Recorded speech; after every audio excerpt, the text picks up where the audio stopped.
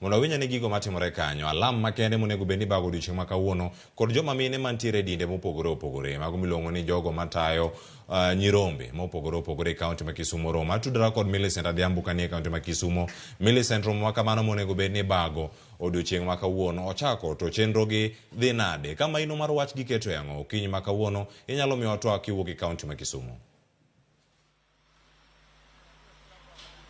Ero kama na Cleophas achiel kachiel kowuok e magawa moro ma bende en headquarter mar NCCK, mano National Council of Churches ma pacho kaendi, kuma bende joma mine wang'ni owuok oko mondo migi go dwondgi piny mondo migi nyali yalo weche motenore kod kwe ma pacho kaendi motelo ne yiero mabiro tarik 9 dwe manyien. An kod gi kaendi mondo gimiwa pachgi nyisowa ni to pile waneno mana ni bishobe ema wuok oko ka yalo weche aina gi. Ang'o miyo gin kaka joma mine ma wuok e kanisni mopogore opogore ne giamua ni wang'ni nyaka gin bende gigo dwondgi piny mondo migi yal weche kwe. Machiegni ahinya abo chako kodin kaka bishop king'iyo kamera kata kichako gi nying mon lernwa ni waneno ga ka bishobe joma motenore joma wuone ma wuok ga oko mondo miyo go dwondgi ka yalo weche kwe motelo ne yiero mapacho ka. Ang'o miyo un kaka joma mine ma wuok e kanisni opogore opogore wang'ni no mondo bi ulos wegi mondo mi uyal kwe ne jo Kenya motelo ne yiero mabiro tarik 9 machiegni? Ero kamana ahinya. Nyinga iluonga ni Archbishop Betty Onyango. Awuok e kanisa mar African Israel Nineve Church. To ane migawo mar NCCK mar riwruok mar kanisa. To kakipenjo itimo maber, mane romo mar mine mane migawo mar NCCK be neno ni mine nigi role, nigi tich ma ginyalo tiyo e wach mar kelo kwe. Waseng'iyo matut kata kaka muma wuotho, kaka piny chal, kaka yiero ringo, bang' yiero tok yiero ka yiero. To waneno ni yiero ni nyaka wan mine wawuog oko. To moloyo sana e pinywa mar Kisumu ka. Wawuog oko, wawuogi jok mopogore opogore mondo wapas negi message ni gima mine dwaro en ang'o. Wadwaro kwe, omiyo waoro duondwa e riwruok ma kawuono kaka wantieni. Waoro duondwa mokwongo ni ng'ata ji oganda te ni en Juni en tiji mondo iwuog idhi vote. Koro wasayo jowa duto ni voting en right wa. Koro wawacho ni wawuoguru mondo wadhi walut ombulu. Mar ariyo wanyiso jok miluto negi ombulu ni ok wadwa koko. Wuok mondo wadhi walut ombulu wabiro timo. To kwasetimo mano, miwa uru kwe mondo uyie gi duoko kaka ombulu chalo. To mondo migiyie gi duoko ni mondo wayud kwe, wanyiso jochung' ne yiero ma gin jo IBC, miwa uru transparent. Yiero man ji te neno ni ng'ane to lo kata ng'ane to locho.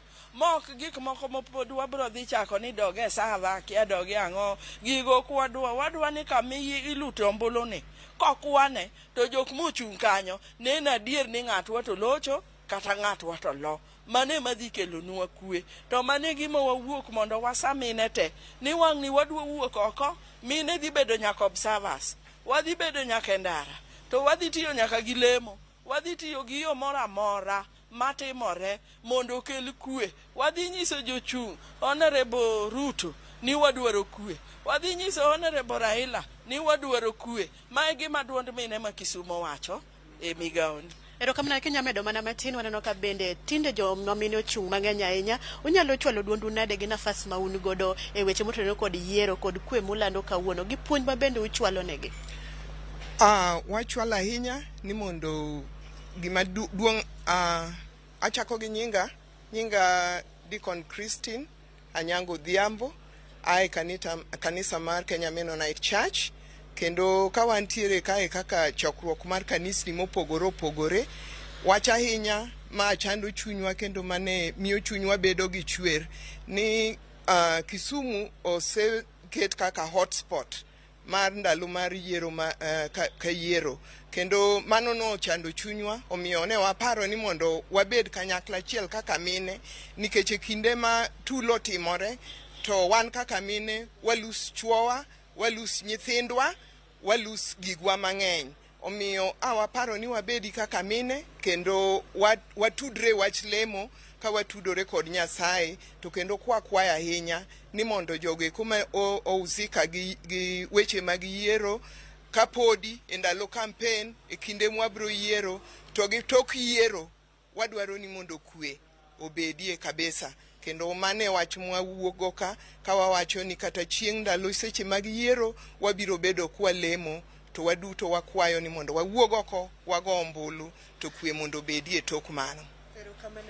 Mana kamano Cleophas okadwa dhi mang'eny ahinya nikech magi weche mabende pod walidha ka ng'ocho seche mabende wayango gi ayange seche mag migago ang' wakel gi kuku gite ka bende pod wadhi medo go mbaka kod joma mine kaendi mondo ginyiswa ni to weche magi mabende gida puonja ahinya ne oganda. Wayudo ni sani nyaka jalup nitiere mine mabende ochung' e telo kaka achiel kuom gi gin Martha Karua man jalup Raila Amolo Odinga mane nogai mar Kenya Kwanza. Rol mane magin ka joma mine to gin ang'o gini motegno mabende gidwaro chwalo nyime mondo mi kweno endi ochope it joma mine kod nyithindo kod joma chuo mondo mi waneni e yiero mabiro ni endi tungri mora moro koneno. Cleophas an kumi mondo idhi nyime gi laksecheni.